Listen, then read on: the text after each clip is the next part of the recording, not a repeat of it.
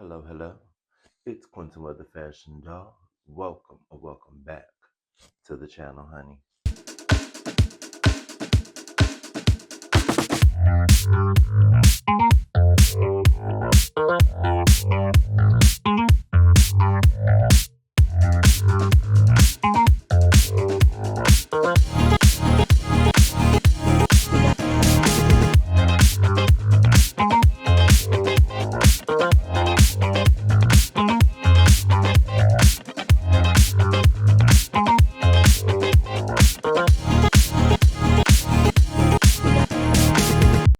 I'm here with a new video for you.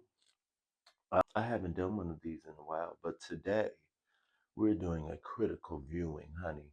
And what you all need to go see is Wuthering Heights, in quotations.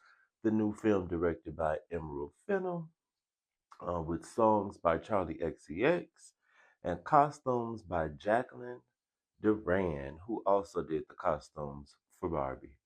Before we get into it, please subscribe to my channel, hit the like button, the hype button, and then also comment and share. And I would appreciate it.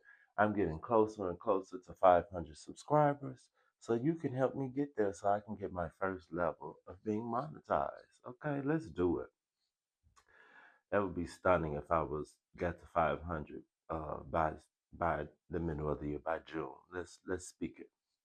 Okay, but let's get into my little movie review. This is not going to be super long, but I just looking on YouTube, I kept seeing all of these negative reviews about the movie, and I saw the movie on opening night on the 13th Friday night, and I enjoyed it. I really enjoyed the movie actually. So we're going to get into it. I want to start off with some immediate cons. Um, the movie does have blind casting, which is fine, but then the blind casting was only for um, like the supporting cast. So Emerald Fennell made sure that the main cast, like the stars of the movie, were still white people, which is also which also has the girls upset because Heathcliff's character is definitely a person of color from the book. So, yeah, the girls are upset. Oh, and then if you don't know, Wuthering Heights is from, this is adapted from a book by Emily Bronte. I never read this book. I remember reading Jane Eyre by one. Is that Anne Bronte or Charlotte? One of them wrote Jane Eyre. And I don't understand. I'm gonna get into that later. So the blind casting was a little weird. Jacob Elordi, to me, this was not my favorite performance of him. I've seen other people say different. Maybe it was him doing the accent, but it was very hard to understand him. And my friend who I went to see the movie with, I kept asking him, like, what did he just say? I kept doing that all throughout the movie. Very hard to understand what he was saying. I needed captions, like for real, for real. I felt like I was watching Game of Thrones. And then the actress Hung Chow. Um, I know it's some discrepancies with the ages in the movie versus the book, which what I didn't have a problem with, but what threw me off was they showed Nellie and Catherine as kids together, but then when they get older, Hung Chow definitely looks way older than Margot Robbie. So that didn't make sense to me. That threw me off. And like her being Asian, oh, that's fine. But why couldn't they look like they would be similar ages once they were adults? What was Hung Chow doing? Did she have a hard life or something? Because Mama grew up to look real old. Um, and then I think a couple of the scenes dragged on a bit too long. I distinctly remember one scene in like I guess is that the barn or the guest house, wherever Heathcliff lives. It was the scene. I was like, oh, this drag. But I've been watching videos, and Emerald Fennel likes to for you to like sit in uncomfortable moments. So I'm assuming that was the purpose of that. Okay, so that was for the most part the cons of the movie to me. And then we're just gonna get into what I thought about the movie. The movie does use anachronism, and I'm going to put the definition up on the screen. It made me think of the Great Gatsby movie that came out in the 2010s with Leonardo DiCaprio, which also had like modern music.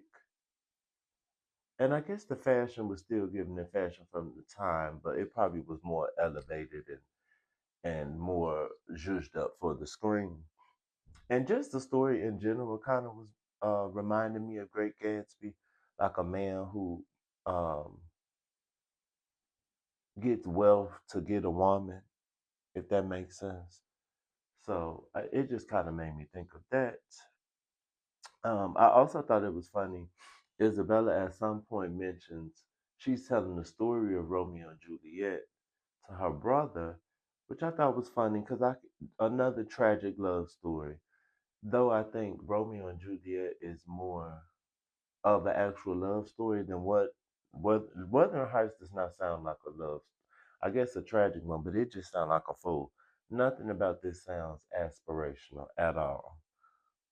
I don't know what Emerald Fennel was reading as a kid, but this is not an aspirational story, darling.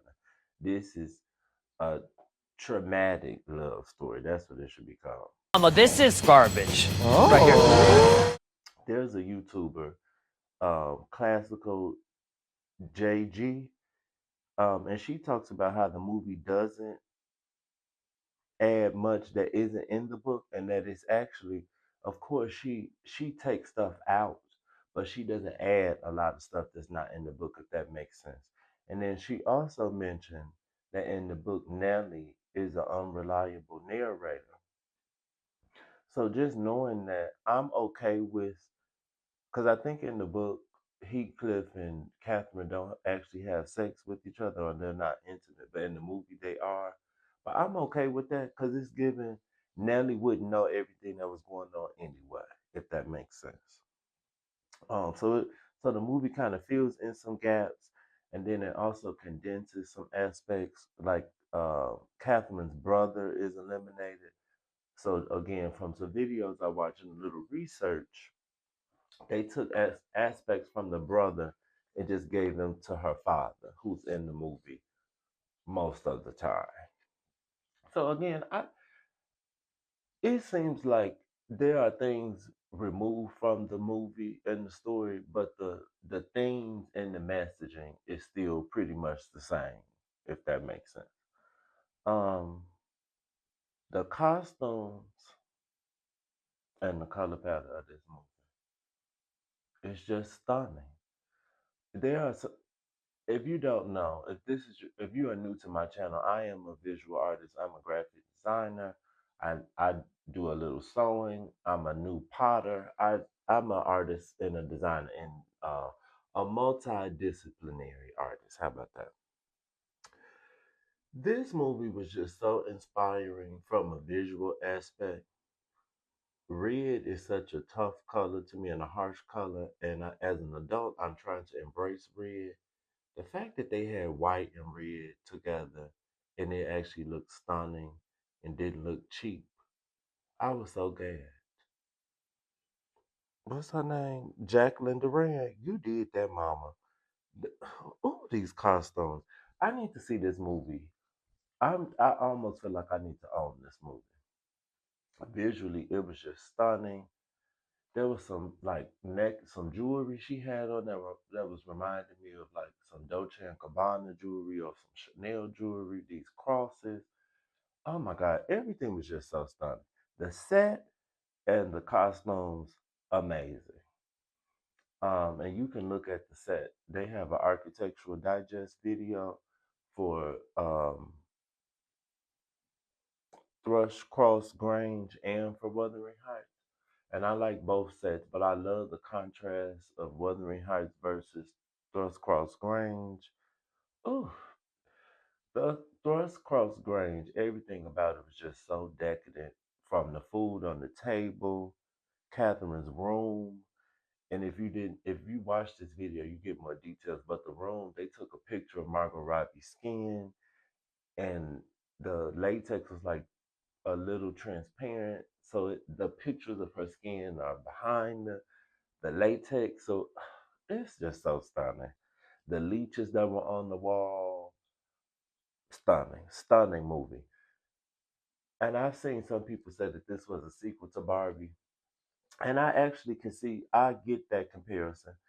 Parts of this movie, I actually laughed during the movie. I had numerous emotions during this movie, which I appreciated.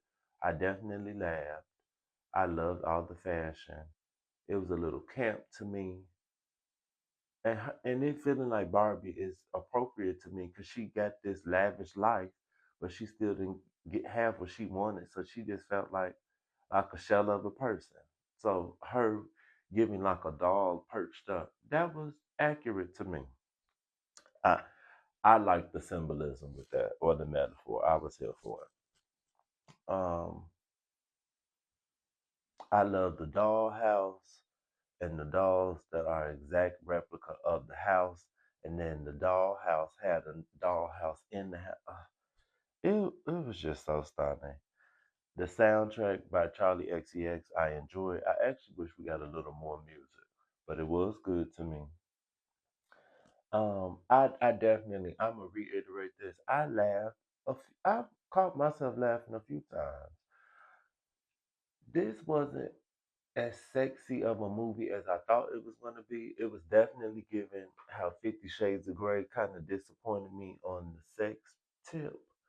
But I got a little excited during one part of the movie. I was like, okay, so I could maybe see some of the ladies getting a little. I wasn't.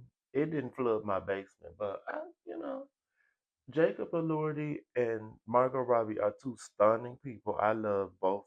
Well, I love Margot. I like Jacob. Margot did good to me. I see people saying that they didn't like her. She did good to me. I don't mind the age, like them being aged up, because her and Jacob look similar ages to me. The opening scene, I think the opening scene set a tone that the rest of the movie didn't necessarily keep going, or like it wasn't consistent, but I didn't hate it. It just felt like shock value, and I just was expecting the rest of the movie to get that, if that makes sense. Um, and lastly, I guess I would just say I see so many people complaining about the movie, but just from my research, the original story sounds like a soap opera, but it definitely is not giving me romance. Because from what I hear, they're not even intimate in the movie. So it's not giving romance. It's not giving aspirational. I want to know why do we have to read these books in school? Why why are the Bronte sisters books like held in such high regard? Because it doesn't sound like people read them as a cautionary tale. It sounds like the girls at home reading these books thinking they fairy tales, and that's a problem. Because from what I remember reading Jane Eyre, that was a weird relationship. Wasn't Jane Eyre like a teenager and then Mr. Rochester was some old man? It was giving power dynamic. It was giving hashtag me too, from what I remember. So I don't. I hope when the girl said that this is their favorite book or story, that it's because it's so messy and not because you was reading this like, ooh, I want a man like Heathcliff. Because if you did, that's why we have. That's why the girls be getting divorced today.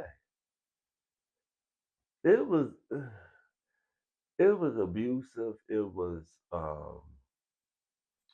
codependent. It was treating people like pets and like things. That's why the Barbie. If y'all don't know, I have a tattoo, muñeco, which means doll, and I got this because sometimes I feel like I'm treated like an object or like a doll, and that's what Margot Robbie's character was giving me. Dressed up all the time, this stunning house, but she still wasn't happy. It was just the story itself is crazy. I saw people say that they cried. I didn't cry, but I love the movie. visually and as an artist. This was great inspiration. This was giving me the camp and the fun that I feel like movies and TV has been missing. Everything is so serious. So I definitely think this is kind of what we needed. I think of the newer Fantastic Four movie. I think of the Barbie movie. We just need to bring back camp. And lastly, Margot Catherine in the movie kind of reminds me of Amy Adams in Enchanted and Margot Robbie in the Barbie movie. It was giving some of that, but I like the naivete. I like the childish act, and Miss Isabella was a hoot too. I really enjoyed her. But yes, I like this movie. Do not listen to these press people on YouTube. Go see this movie. This was a good movie, even if you're not super into the story, just visually. I enjoyed it. I want to see it again, and I think you should see it at the movies. I will go to the theater to see this movie again, and I just might because it's been on my mind rent free since I saw it. So don't listen to the haters. Again, why is this taught in schools? And if it is, it needs to be a cautionary tale. If you dating a man that's giving anything like Heathcliff, you need to run, mama. Mama and papa, everybody, and flower pots. Okay? But thank you for watching. This has been another critical viewing. Please subscribe to the channel, hit the like button and the hype button, comment, and share. Make sure if you're not following my other channel, please follow Stoneware by Quentinware. I actually have a video where I started sculpting a piece inspired by a dress Margot Robbie wore to a Wuthering Heights premiere. It was Scaparelli. So go watch that and just keep the Wuthering Heights going, the hype, and I will see you soon. Toodles.